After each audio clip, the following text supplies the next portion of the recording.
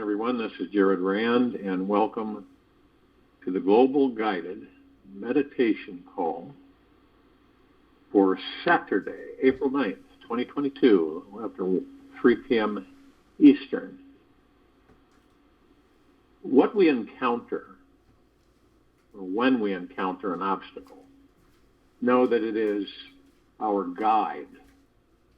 Our soul asks for it to help awaken us to discovering the divine being we already are.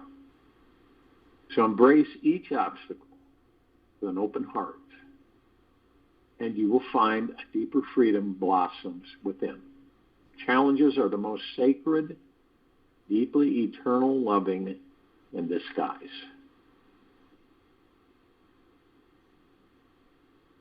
We can eliminate fear. Many have fear on this planet for different reasons. And we can really defeat it. Darkness cannot drive out darkness. Only light can do that. Hate cannot drive out hate. Only love can do that. Martin Luther King. Do you want to experience a profound state of peace and bliss? Then learn what it takes for you to continuously choose love over fear. What is love? Now, the experience of love is what opens us, softens us, makes us smile, laugh, and feel a light, playful innocence inside. It is the most patient, healing, expansive, and calming sensation that we will ever find in the universe. The experience of fear is exactly the opposite. It comes from a need to overly control yourself, your mind, a situation, or another person. Fear is a lack of trust, which makes you feel contracted, small, powerless, judgmental, and very serious about everything in your life. If you are unsure whether you are in a state of love or fear, pay close attention to the sensations in your chest and heart area. If your chest feels as if you are embarking upon a 3-month Hawaiian vacation somewhere in there, you're coming from a place of love. To know how truly divine the experience of love is, we need to experience and understand fear. Fear is a time-bound experience that only enters our bodies when our minds become too attached to certain thoughts, needs, and desires that it believes we must have in order to be happy. Fear is always coming from a demanding energy that is mixed with a state of panic. It is not living in a feeling of timelessness or has an infinite quality to it. Fear believes that if this one need, desire, does not manifest, then everything will crumble. When we learn how to have no attachment to any want, need, or desire, then fear simply cannot enter your body or mind. When we learn how to have no attachment to any want, need, or desire, then fear simply cannot enter our body or mind. The more we discover how to live our life from a relaxed, easy, timeless place that is resting deeply in our heart, the less fear we will attract along our journey. We can become fearless and unstoppable, unshakable like a mountain by befriending what we fear. Whatever it is you fear is not always taken care of. Just as you did when you were a brand new innocent baby who was emanating pure love. It is from a deep trust in life, in this life, that is resting in the heart, allowing life's magical unfolding process to play itself out so that you discover a home in your heart that is always free from fear. This fearless heart is what ignites a torch to bring light into the deepest darkness and mystery of your mind. The greatest secret to dealing and defeating fear is quite simple, yet it takes precise awareness and consistent practice. The main rule here is never to resist that which you fear. Never avoid fear, nor give it any non-loving attention. Always meet it consciously with gentleness and patience. Fear has come into your life to propel and encourage you to become a brighter, more amazing light being. Fear is a teacher who is pushing your soul further into a state that's exuding tremendous happiness. So you are perpetually beaming with life. Fear is the fertilizer that boosts the exponential growth of our soul. So we actually fulfill our soul's mission here. Once we learn how to place a welcome mat out on what you fear, you'll find fear is nothing to be afraid of anymore. So here are some steps, 3 powerful steps, can help you move your life beyond the trap of fear and directly into love. Okay? Now the first one, allow fear to show itself in your physical body. Allow fear to show itself in your physical body. Fear may form as a subtle tension in your chest, stomach, or even as a persistent migraine headache. If this feeling could talk, what would it say? Notice where it is coming from without judging or analyzing it. The experience of allowing for it to be here is giving it love. Allow your sensations of fear to be as deep and painful as they need to be. Be with the story of whatever it believes is real, yet know it's just some imagined story and not the bigger picture. Fear is always love in disguise, playing the role of a contracted, needy, controlling, helpless, suffering thought form. Now your job is to allow this lost love to come home and be found. Treat fear like a homeless puppy who needs your love, period.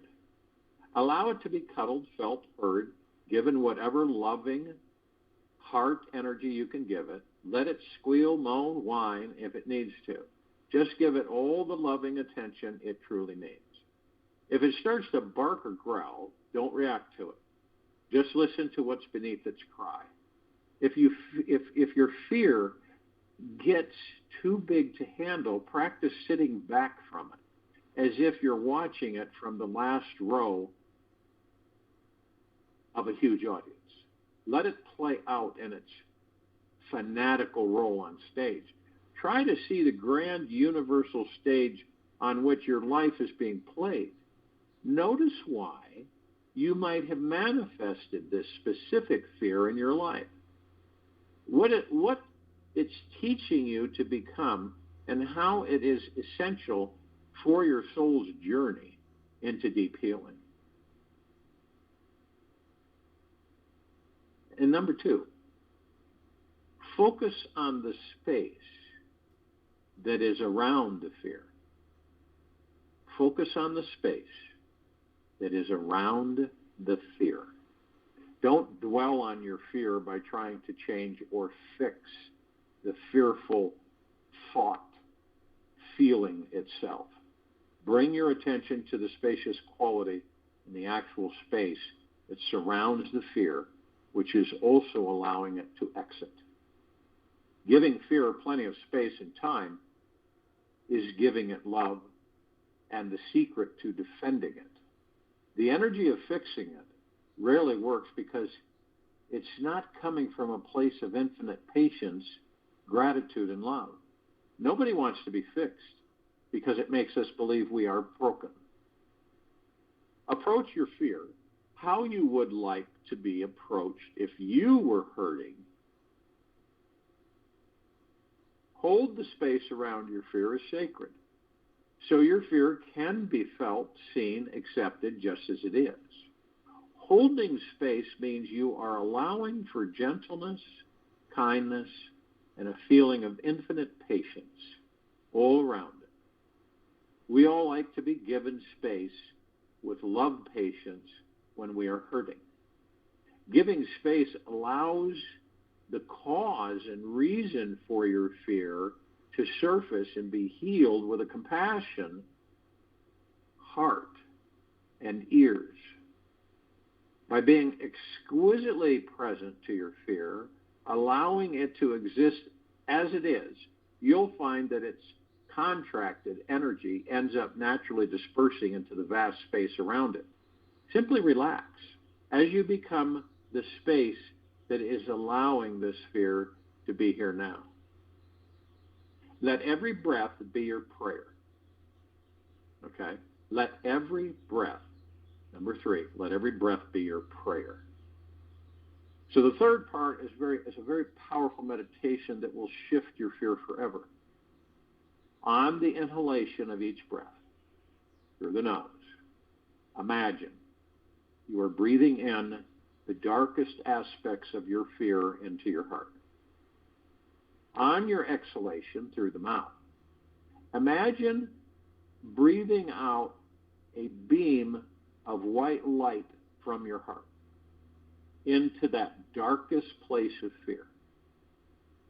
Practice this exchange of dark and light energy until the dark, fearful feeling no longer has a charge, and you have no resistance to it. Don't worry about your heart being negatively affected by this exercise.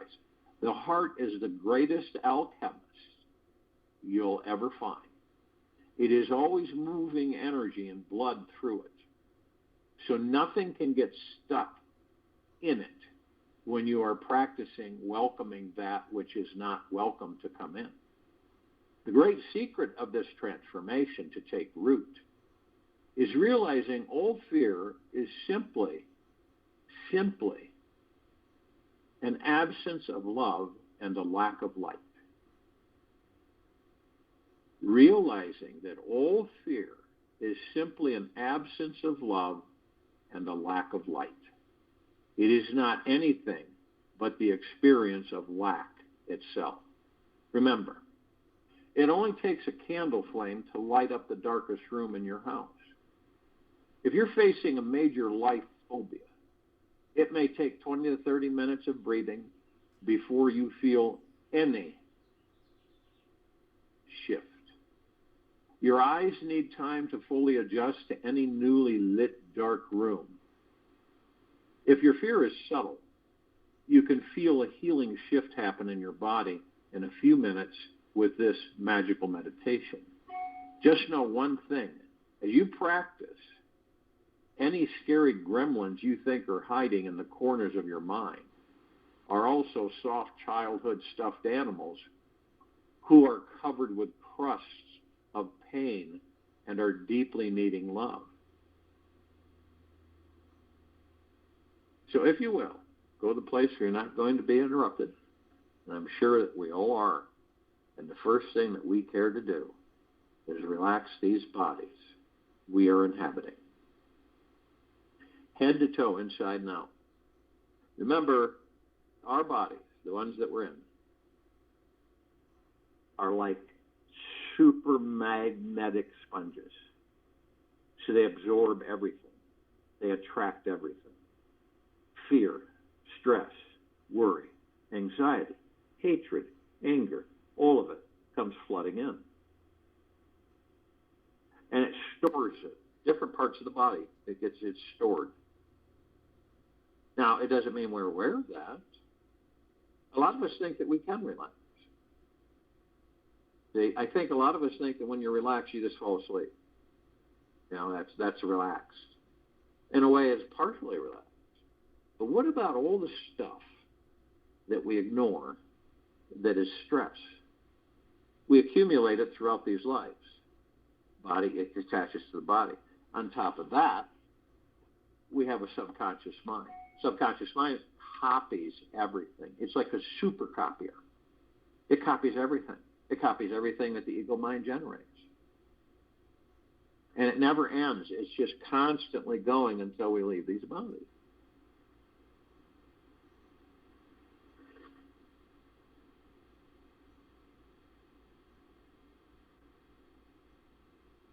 So the breath, when we begin to relax these bodies and you're seated in a comfortable position and you're just still and you focus on your breath, easy in through the nose, easy out through the mouth.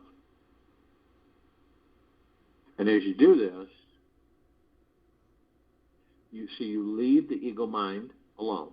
You leave the subconscious mind alone. Which means you're not interacting. You're kind of watching. You're outside of them, watching them. This is the only way you're going to master them. So you see how they operate, and you can see what they conjure up.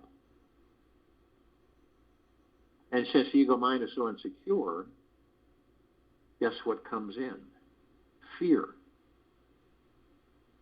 And fear comes in many subtle ways, but it comes in. Now with this meditation,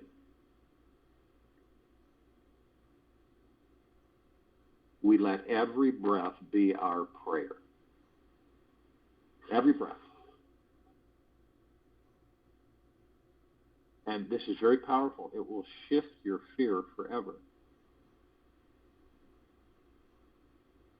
So the body responds. It begins to relax and let go of all this fear. Now, obviously, if you can picture fear as you're breathing in and exhaling out the mouth, you can picture fear as this super black room. Okay? And you can't see anything. You can't even see the hand in front of your face. It is that black, that dark. And that's fear. Now, when you create this magnificent beam of white light from your heart into the darkest place of the fear. You begin to practice this exchange of dark and light energy until the dark, fearful feeling no longer has a charge, and you have no resistance to it. And there's no reason to worry about your heart being negatively affected by this exercise. The heart is the greatest alchemist we will ever find. It is always moving energy, blood, through it, so nothing can get stuck in it when we are practicing welcoming that which is not welcome to come in. And the great secret for this transformation is to take root, is realizing all fear is simply an absence of love and a lack of light. It is not anything but the experience of lack of self. So remember, it only takes a candle flame to light up the darkest room in your house. If you're facing a major light phobia, it may take 20, 30 minutes of breathing before you feel any shift. Your eyes need time to fully adjust to any newly lit dark room. If your fear is subtle, you can feel a healing shift happen in your body in a few minutes with this magical meditation. Just know one thing. As you practice, any scary gremlins you think are hiding in the corners of your mind are also soft childhood stuffed animals who are covered with crusts of pain and are deeply needing love. So we still the ego mind. we still the subconscious mind through our breath. And we let anything in. No matter what it is, we allow it in. No matter what fear it is, we allow it in. And we beam it with this super bright white light. And you can you can watch this. And you see the darkness as you continually emit this beam of super bright white light right into the heart of the darkness. It begins to dissolve. And it begins to lessen. And it's just like when you light a candle, and you've been in a dark room, right? And it's pitch black, and you light that candle. It takes a bit for our eyes to adjust to that light in that dark room, because the light eliminates the dark.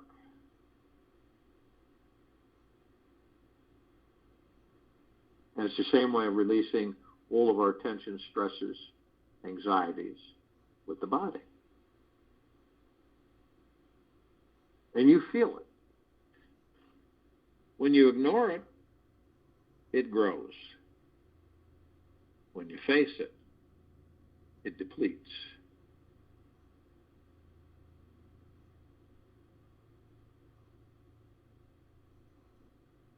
Now, when we're in the now, and we choose to be in the now, it is always through the breath.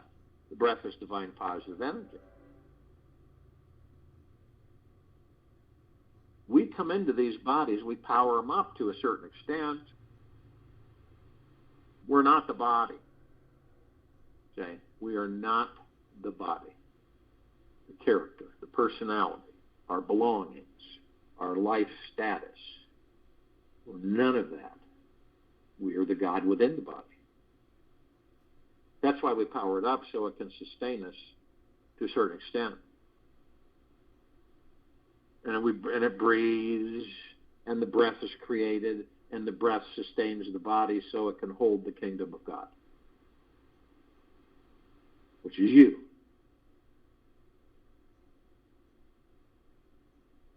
And as long as you're focused on the breath, you're in the now. You're always in the now.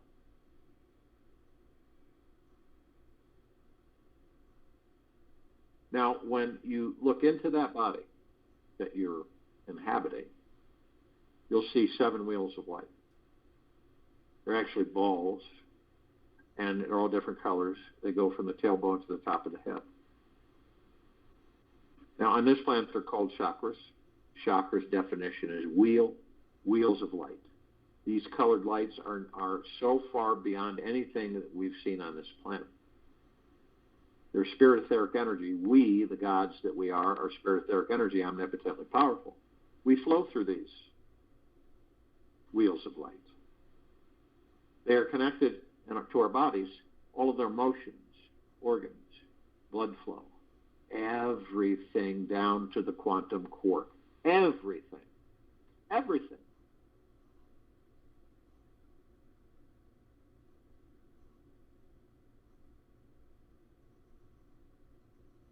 Now, we don't know it yet. We kind of have a feeling, through the heart, mind, that the day's going to come as we continue our journey within, where we're going to discover that we are the power of healing, that we'll be able to heal these bodies in a blink of the eye. Not there yet, but to even acknowledge it means we're on the right track.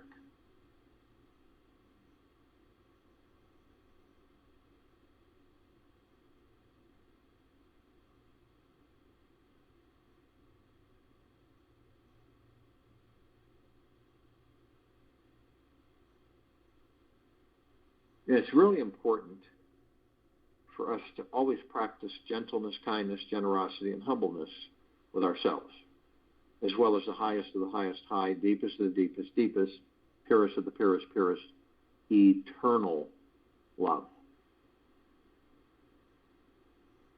Gratitude. Peace. At all times.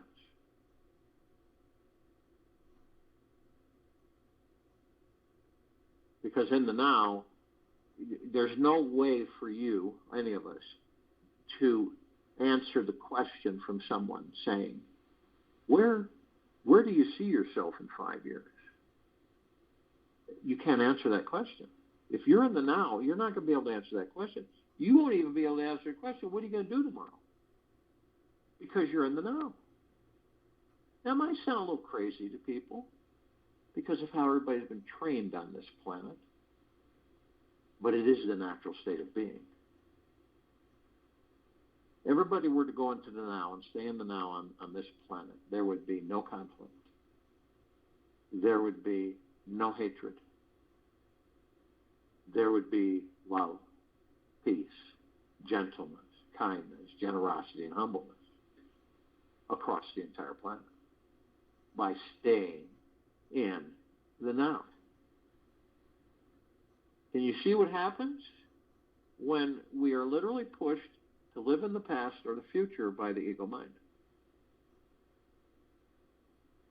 What are the results? Exactly what you're experiencing on this planet right now. Those are the results of living in the past and the future, but skipping the now. See, because the now, we don't have an ego. Ego can't exist in the now. The mind can't exist in the now. We're in the now through the heart-mind. Now, we have 60,000 thoughts that each of us put out there. We send out there to the universe every day. We also have, tens of billions of thoughts that you might as well call our programs that fly by like clouds in the sky all the time. All the time. Now, we'll pick those up on occasion. Say, those are the thoughts that pull us out of the now.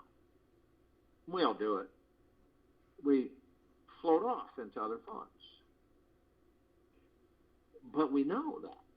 So when we know that, we very gently and kindly say, "I'll focus on my breath and I'll be in the now."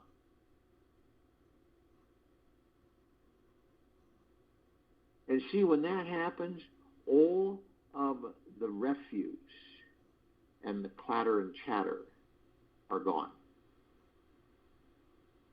Being in the now, there's no stress, worry, or fear. There isn't. In the now, there isn't any.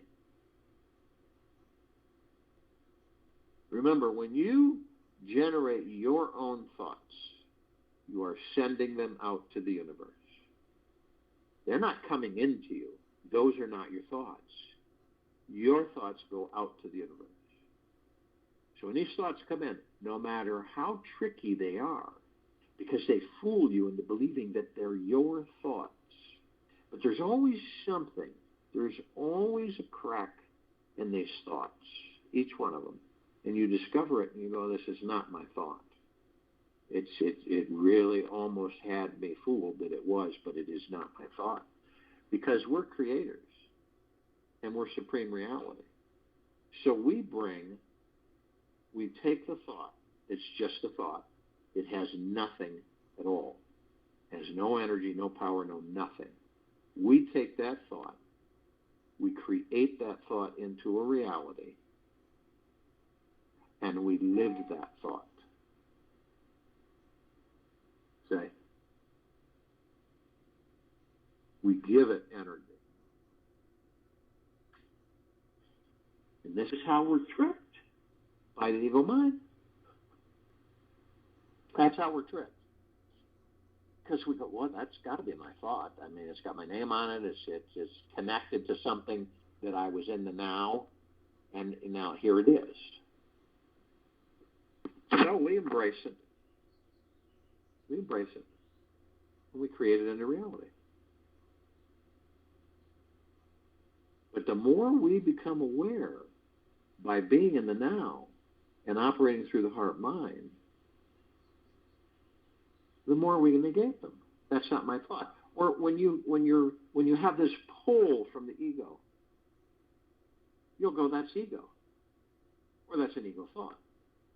And it'll vanish. You remind yourself, say, in kindness, gentleness, you remind yourself that the ego thoughts you can identify. So you don't entertain them, and you don't give them energy to create them into reality and experience them. That's what this is all about. It's being aware, slowly but surely, of who and what you are, because you're not the body. And you can sit back and watch all these thoughts, all this stuff fly by without any interaction to it.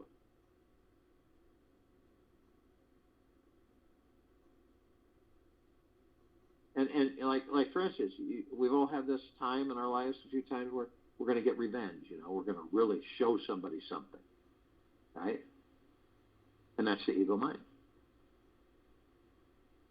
So when that feeling comes over, all you do is you say, that's the ego mind. That's an ego thought, and it just fades out.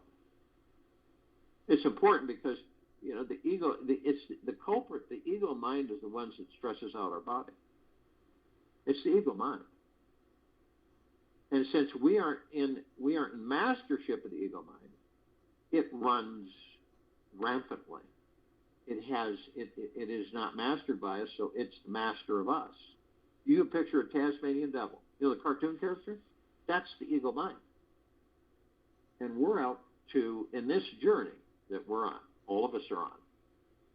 We first learn to step in, the journey within, because we have learned that the journey outside of us reaps nothing.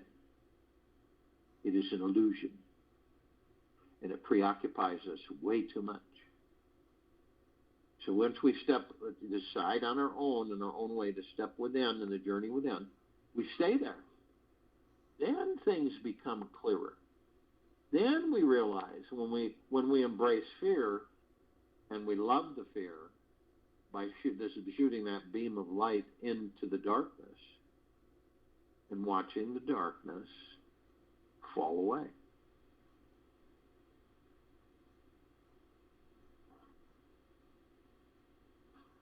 Now picture yourself standing in front of three paths. Now you're looking at the paths, you're standing in the center one, in front of the center path, which is the now. You look to the left, you see the past. You look to the right, you see the future. Now you look at all these paths and you notice that the trees have formed a canopy over each path. And the trees are a shimmering golden color that you can see them glowing, and the leaves, the branches, the bark. And the path itself is this super bright emerald green flaming grass. It appears to be grass. You notice one thing, though. The path you're standing in front of is the now. It looks brand new.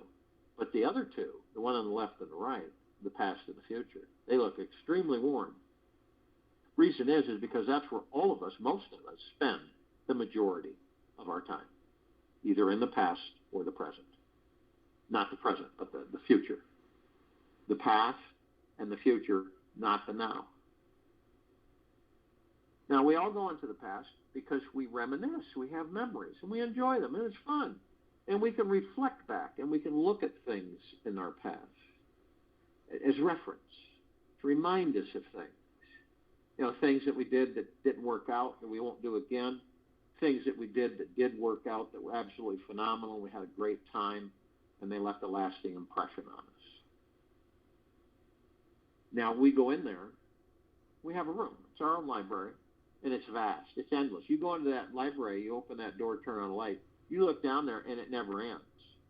There are shelves upon shelves upon shelves of stored memories, lifetimes, future lives, past lives, present lives, and all the experiences you've had in them. So you walk in, and you take some movies and books and pictures off the shelves and then sort through them. And then you sit in the easy chair, you watch the movies, you read a little bit of the books, and you kind of file through the pictures. And the reminiscing is great because it gives you a really good feeling. It lends you a good feeling. But it's the past. You're not trying to force the past into the present, into the now. So you're done, and you put everything away, and you turn the light off, shut the door, and you move forward in life. And on occasion, you revisit it. But some of us will stay there so long, and I don't believe it's conscious. I believe it's unconscious, that they end up bringing the past into a future that doesn't exist. They create that future from that past, and they relive that past and that future. And then they say, no matter what we do, we always end up here.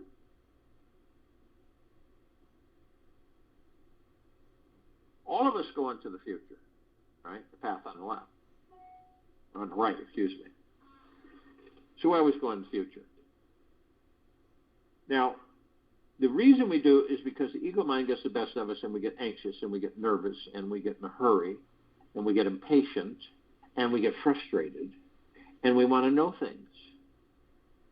And that's that ego mind pulling at us. We've got to know things. So we go in the future and we ask ourselves, how come this isn't happening for me? When is this going to happen? When am I going to meet my lifelong romantic partner? When am I going to get a better job? When am I going to get a better home? When am I going to get a better car? When am I going to have enough money to enjoy my life? When am I going to stop being so sick so I can enjoy my life? And then when we don't get answers, right, we seek external authority to tell us what's going to happen in our lives. And these are psychics, clairvoyants, mediums, tarot readers, astrologers, many, many, many. And they'll tell you something. Now, you may believe it. And so you take it with you, and, in 3 months, this and this and this and this. You go, wow, really? And what about this? Yeah, oh yeah, that too. And then the time comes, right? And it doesn't happen. And you had attachments to it. And you had expectations, right? Because external authority told you what was going to happen. And it didn't happen, so what? You suffer, right? You're disappointed, let down, frustrated, irritated, upset. That's our suffering. It's like when you put something, this is tough for many. When you put something out to the universe, and you know it's out from your heart mind, and you're very detailed about it, and it's one particular thing, and you send it to the universe, difficult to not revisit it on an ongoing basis, isn't it? And it's difficult to keep that ego mind from pushing you into what? Hurriedness, impatience. I wonder what's going on here. It's not going to happen. When's it going to happen? I want this to happen. When we do that, it doesn't happen. But when we put it out with heart-minded intent, and we're detailed about it, and we have the confidence, this big thing, confidence and trust in ourselves, belief in ourselves and the universe, and you do it with no attachments to the outcome, right? You do it and you let it go. That's tough for many people because they find themselves coming full circle and revisiting it very often, say. And then fear comes in. Fear if it not, what is going to happen if it doesn't, what's going to happen if it doesn't happen? That's why the now is absolutely golden. It's to practice being in the now as much as you possibly can.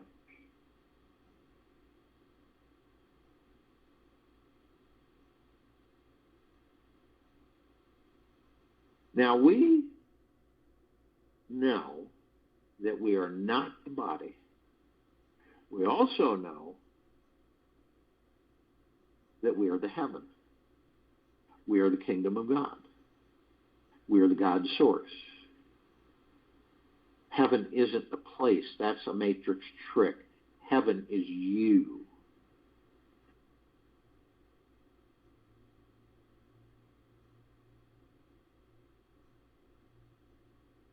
So we enter these bodies and power them up. The body is earth. The God is heaven on earth. And so we are consciously aware. Not all of us, in existence and beyond. But some of us are consciously aware, which means that we know that we are of and from the highest of the highest high, deepest of the deepest deepest, purest of the purest purest, eternal love.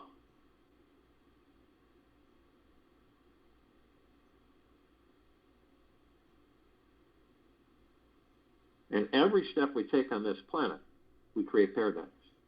Not only that, we shine our light. What is the light? It's the love we're made of. It is the brightest light in existence and beyond. It is the highest high vibrational frequency. So we're flooding the planet. And on and above and below, there's 8 billion of us.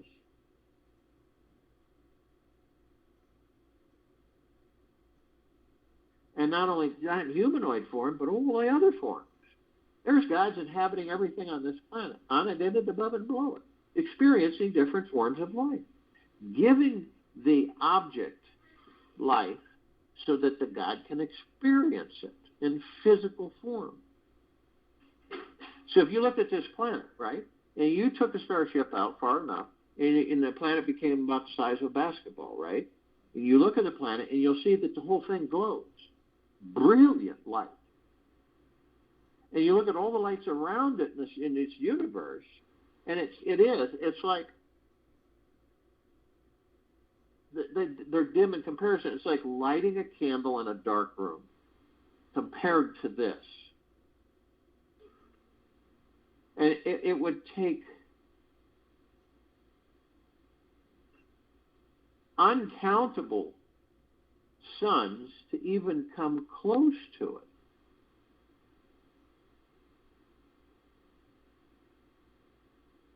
Now we have light energy beings. We're all light energy beings, right? Some of us are asleep. We know that. Parts of us are asleep. They will wake in their own time. We love them deeply just as much as we love the parts of ourselves that are awake. Now, the numbers you can kind of guess, maybe, that, in the googolplexes, one googolplex fills this universe with not even 1 square inch of sacred space to spare. These are trillions of googolplexes from trillions of universes. It's unending. And this includes all light energy beings and all that there is, ever has been, ever will be, ever beyond, and forever. The ascended masters, Kuan Yin, Maitreya, Buddha, Lakshmi, Ganesh, Gaia, Saint Germain, Christ, El Morya, Abundantia, Pel, Thoth, Yahweh, Yeshua. The archangels, cherubim, seraphim, archetypes.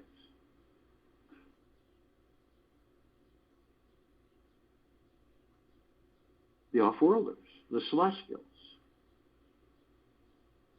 the galactics, all the inhabitants of inner earth, hollow earth, Agartha, and beneath earth. All of our loved ones who've ascended out of body in this lifetime and all lifetimes that we've inhabited. Now, the ascended masters, they have ascended into physical form. They have mastered physical form. They have ascended out of physical form. They hold pure consciousness God form. We have ascended into physical form.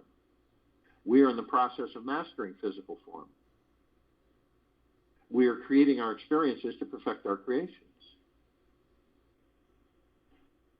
Now, the archangels, the cherubim, the seraphim, the archetypes, they're a different civilization than we are. And so, but the gods within their bodies and the gods within ours are one. Their bodies happen to vibrate at a different frequency than we do. So we don't see them like we see each other.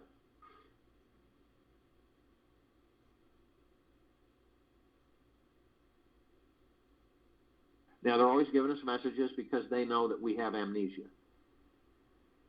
They do. So they're always giving us messages. Now, it doesn't mean that we're always receptive to them, because a lot of times we're so distracted to the material physical world. But we meet with them. And it's not like we have it planned. It's just out of the clear blue. And we meet with them. It could be a stranger. We have a conversation for 5-10 minutes. Or we need help and someone appears out of nowhere. And out of all these messages, there is one that they continually give to us, deliver to us. And they've been doing it for tens of thousands of years because we're always in amnesia. See? We're always in amnesia. That's another matrix trick. So the message is, isn't it absolutely magna glorious, stupendous, splendiferous that we're alive in these bodies? And it is. And since we have amnesia, which is not an excuse, it's a fact, we don't remember who and what we are. So where can we get the understanding, right? Learn the understanding that we're gods within these bodies and not these bodies. How? See? So it's a challenge for all of us every single time we enter a body. So when we look at that, we say, okay, do we know immediately? I mean, do we go within and we go into the journey within? No, we don't. Because it's how we're raised and taught and influenced. But when we begin to discover that we are the God and we're not the body, and we start to understand a little bit at a time, not all of us, but some of us, that being in this body is absolutely a gift because we experience so many physical things. And as a God, we don't do these things. We only can do them in the body. We don't eat, we don't drink, we don't sleep out of the body. We don't laugh, we don't cry. We don't make love, we don't hold hands, we don't kiss. We don't hug. We don't take in spring air. We don't see through these eyes. None of that. Can you imagine that?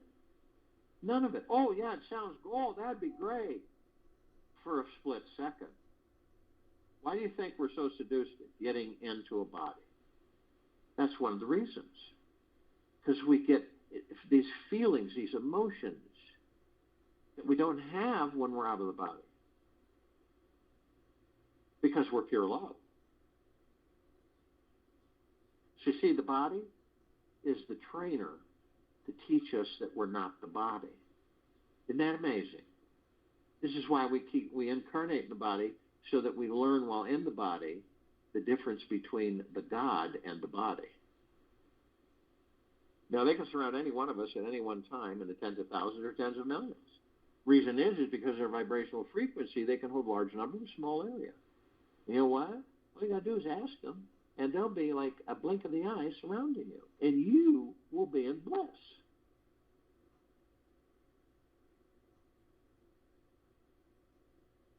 Now, the off-worlders, galactics and celestials, over 1,000 species, civilizations travel through this solar system every day. You got to remember that we've got over 160 planets in the solar system. Not counting all of the other solar systems. And throughout the universes, trillions. Now, we're familiar with a small group: Pleiadians, Sirians, Arcturians, Andromedans, Zeta Reticuli, Feline, Anunnaki, Nords, Greys, Draco Reptilian, Golden Pyramid Avian. They've been assisting us in our physical evolution, our enlightenment, ascension, freeing ourselves from our own self-imposed bondage and slavery. Now, the light energy beam, there's different light spectrums that with these eyes we don't see them, and we don't see these light energy beams, and we only see 1% of what is. The infrared, the red, the infrared, the violet, the ultraviolet, the super blue, the ultra green, all these different light spectrums. And they come in shapes, color, sizes, forms, configurations, of which we don't see. There is a group that the bodies we're in, parts of this group, the bodies are intimately reliant on The fairies, the sprites, the elves, the gnomes, the dwarves, the trees, the trolls, the magics, the elementals, earth, air, water, fire, ether, wood, the mermaid, the dolphin, the whale, the pegasus, the unicorn, the centaur, and the minotaur. Now, if you were to ask your body, can you sustain me, the God, without air, without water, without fire, without earth, without wood, without ether? And the answer is a big no. We would be forced out of these bodies. So the elements, these bodies are very reliant on the elements, the magics.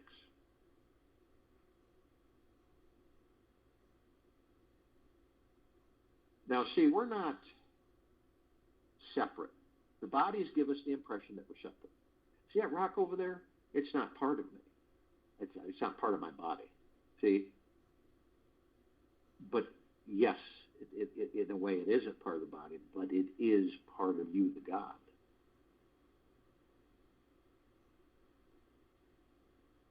So we're everywhere, in everything, the gods that we are.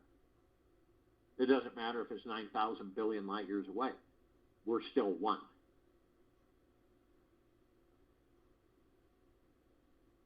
And we're all focused, those of us that are consciously aware to a certain extent, on the total liberation of this planet Earth, Gaia, Arya, in this now. We continue to increase our vibrational frequencies, and we continue to construct the new Earth. And as the lower dark matter, survival matter frequencies deplete, diminish, and vaporize, the stronger and higher our vibrational frequencies become. This is a firm intent by the collective consciousness of this planet. And it cannot be stopped, and it cannot be intervened with. Remember, they can't come near our high vibrational frequencies of deep eternal love. They can't. They'll vaporize. And that's what's happening.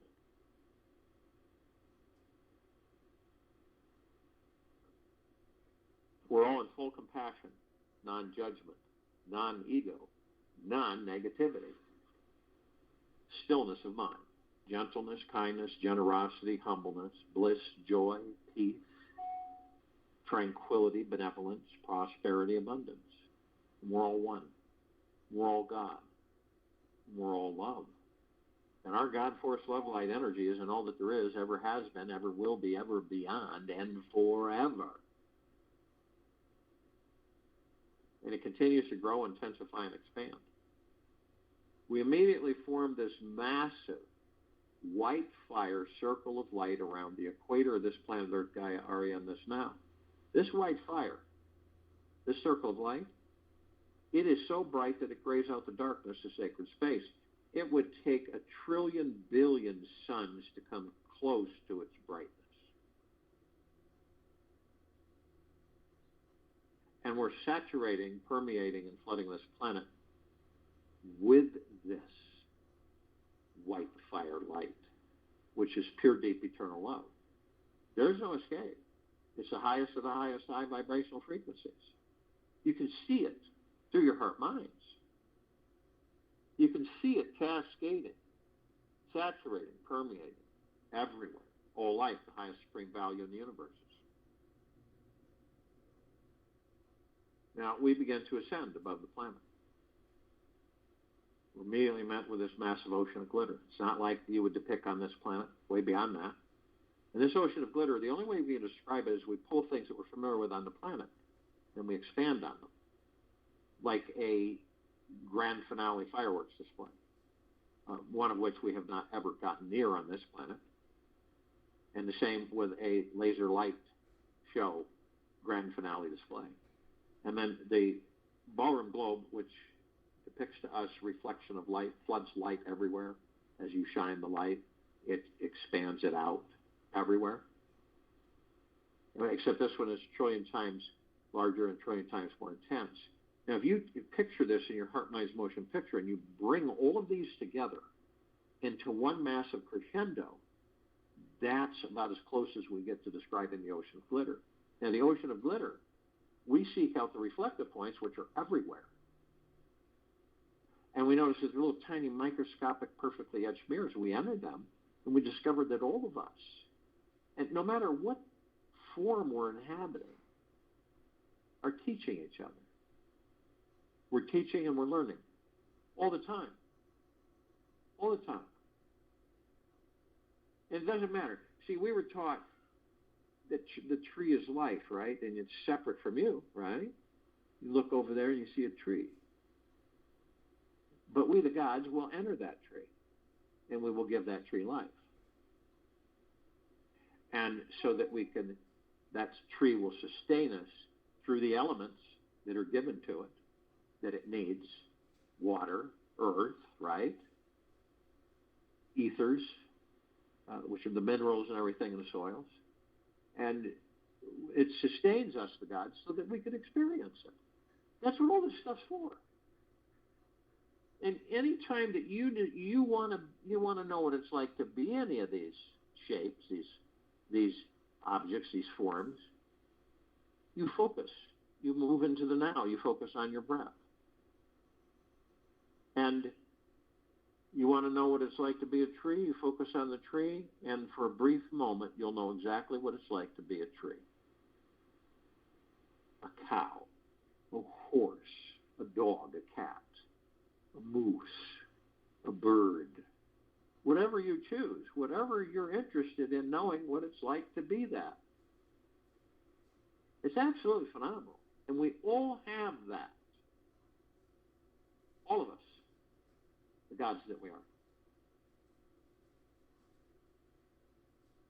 And we're immediately met with the emerald green flaming healing light of Archangel Raphael. This is a column of light that we created to remind us all, the gods that we are within these bodies, that we are the power of healing. We are then met with the violet, blue, purple flaming light of Archangel Michael. This is a column of light that we created to remind us all, the gods that we are within these bodies, of our omnipotent power, strength, and resolve. We are then met with the white fire. This is a column of light that we created to remind us all that from head to toe, inside and out, we are protected with a white fire armor, way beyond any armor on this planet. And it comes from the gods within the bodies. The pure, deep, eternal love, the highest of the highest high vibrational frequency. So nothing can penetrate it. No lower dark matter, sublime matter frequencies, no attachments, no demon possessions, nothing. See, they come to, when we're at that level of frequency, they vaporize. They can't come near us. Just stay away. So we're protected forever. But only you have the power that if you decide to lower your vibrational frequency low enough, consciously or unconsciously, through hatred, anger, fear, worry, stress, hurriedness, envy, jealousy, dishonesty, manipulation, revenge. You lower your vibrational frequency low enough, you create a breach in your white fire armor, allowing all lower dark matter, survival matter frequencies to come flooding in. Then you have all kinds of situations that can occur: demon possession, attachments, all kinds of interesting occurrences. Now, if you decide to do this, you're immediately met with a double column of light. We created this double column of light to remind us all. The first part of this column of light is purple transmuting flame. We created this to remind us all that we can bring in the purple transmuting flame. We can transmute all these lower dark matter, survival matter frequencies into neutral light substance, sending them to pure consciousness where they're no more. We are then met with the second part of this column of light, the violet ray. We created this part of the column of light to remind us all that we can bring in the violet ray right behind the purple transmuting flame, cleanse and purify the area where these lower dark matter, survival matter frequencies were, sealing the breach in our white fire armor, restoring our vibrational harmony to the highest of the highest high, deepest to the deepest deepest, purest to the purest purest, eternal love, gratitude, and peace. We are then met with the golden white pink light. This is the column of light that we all created, the gods that we are, to remind us all that we are the sun, the sunlight, the sunset, the sun rises. We're the skies and the clouds. We're the trees and the forests and the soils and the animals. We're the oceans, rivers, lakes, and streams. We're everything. Everything is us. So the next time that you view a sunset, a sunrise, a mountain view, an ocean front, starry-lit night sky, a rainbow, we've been taught, because of our amnesia, that it's separate.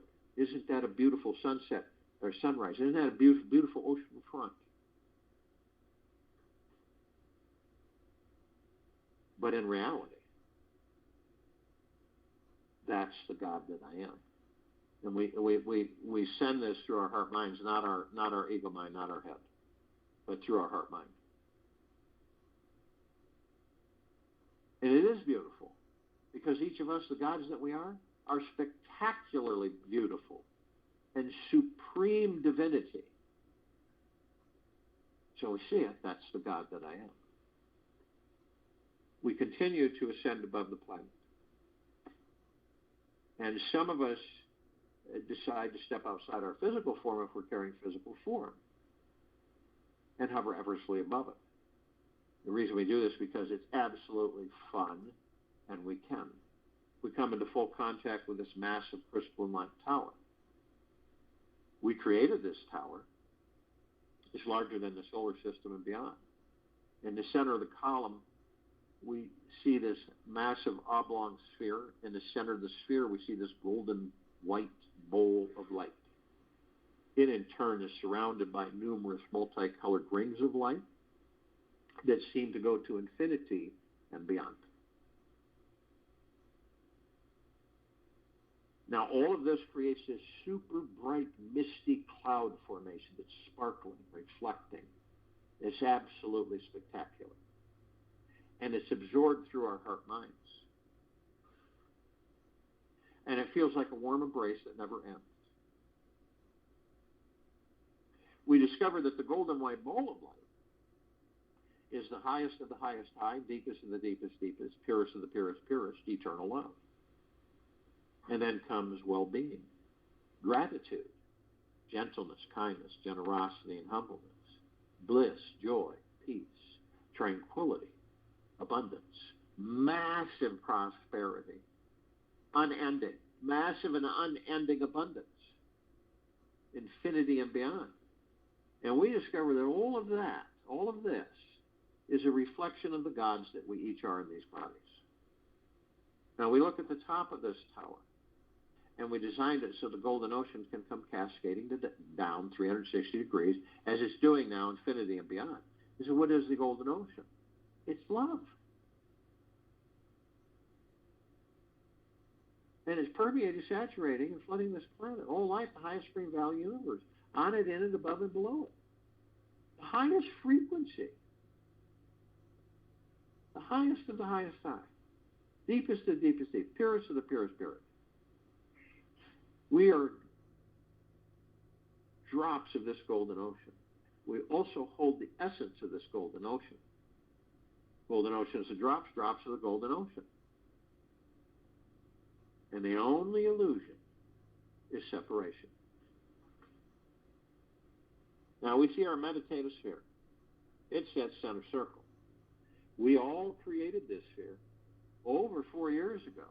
It holds pushing towards 1,900 of our meditations.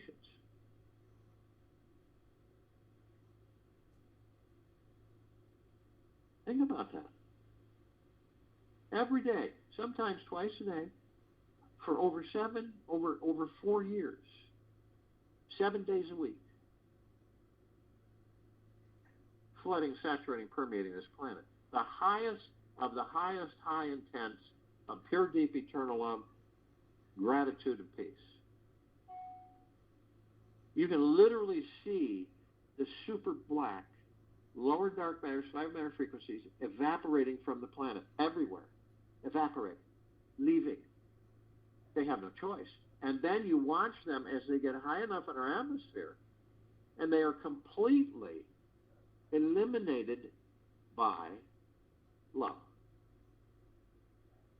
by the force light of love. Completely gone. Not even a smidgen remaining. That's why this meditative sphere can be seen, heard, and felt, and all that there is, ever has been, ever will be, ever beyond, and forever. That's why it continues to grow, intensify, and expand. And we can tap into it anytime we desire. Sometime today, take 45 minutes to rest deeply inside yourself, to the very core of your own presence. Remain here as long as possible and let it rejuvenate every cell in your body-mind. It is from this space that we will understand how we are the center of all creation and exactly how to manifest everything we want. Now join in the meditation and return to close us out.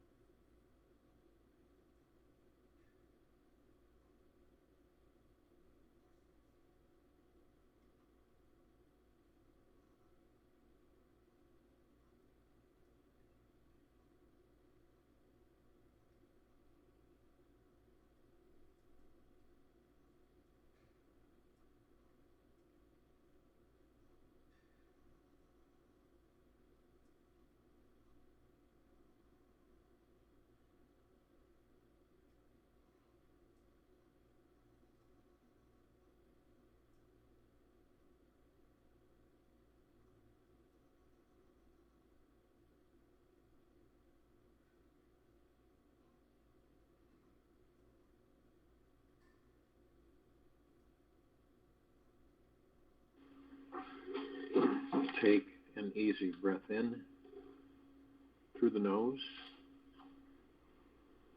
an easy breath out through the mouth. Be still. Believe that to heal yourself is easy. Each of us have the powers inside of us that are beyond amazing. Our souls are so powerful that any old trauma, dis-ease, or negative experience can be instantly transformed. Choose today to be the most powerful healing experience of your life. Let your mind go wild into the unknown with this possibility. The moment it does, you will feel and know in your heart your true spiritual nature is already complete and whole. Take this with you for the rest of the day, into the evening and night and following morning.